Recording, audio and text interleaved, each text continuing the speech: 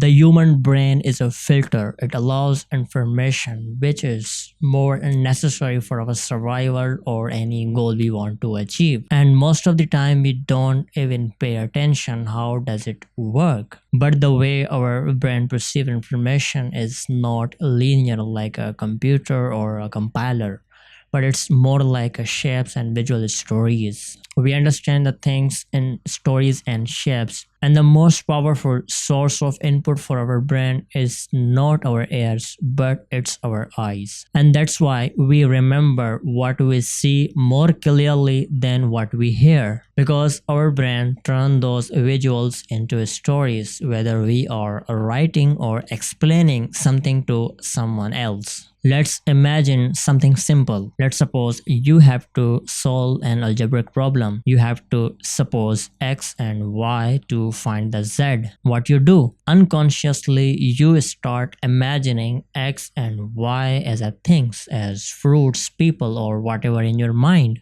You unconsciously start imagining a map in your brain, a kind of a visual story, and that's how your brain helps you to understand something. Now you have a general understanding of how our brain works, not in a scientific way but in a more generic way, so that you can help yourself to improve your learning. And that's the point, because when you understand how something works, you use it better, and it's about human behavior. And when you understand it, you can do better, you can do things accordingly. Our brain creates references. It does not store or remember information in a list or in a linear form, but more like a graph, a network of points connected together. Each point reminds us another. That's why we understand stories. That's why the novels are more powerful to understand and remember. They create meaning through those connections among the points,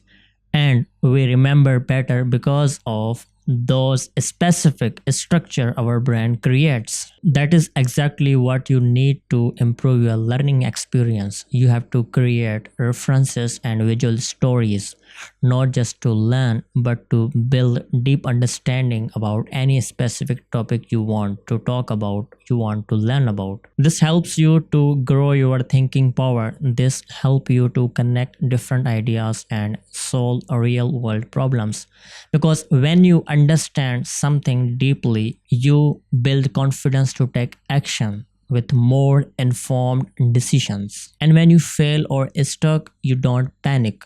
You go back, you look for the references, you look for the previous steps, and follow through small wins. You start again and fix things in order. That is called iteration, repetition with small improvements. It builds patience. It builds the habit of solving, not escaping. When you develop this mindset, you will start looking forward and backward.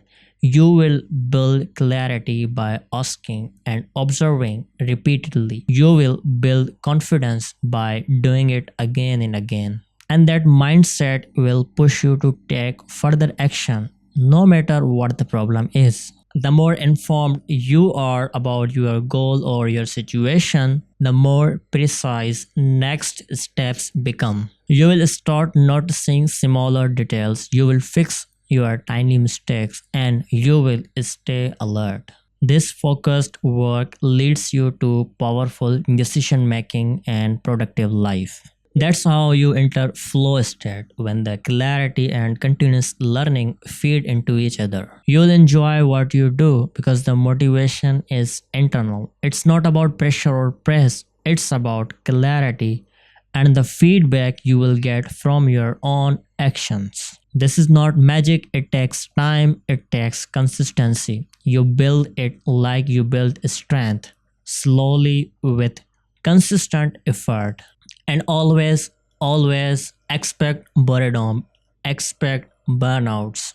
Even when you love the process, it's not a failure, it's part of it, it's the part of the loop. That is the real key to becoming the better version of yourself. Someone who can think analytically, someone who can see the details, someone who can build the mind muscles to face the challenges, someone who can build the mindset of solving problems, not running from them, someone who can work on those things which feel difficult, and the most importantly, someone who is constantly growing. If you want to grow, really grow, you have to understand your brain, how you learn, how you recall, how you remember things, how you perceive the information. Because clarity comes from understanding, and confidence comes from clarity and taking actions.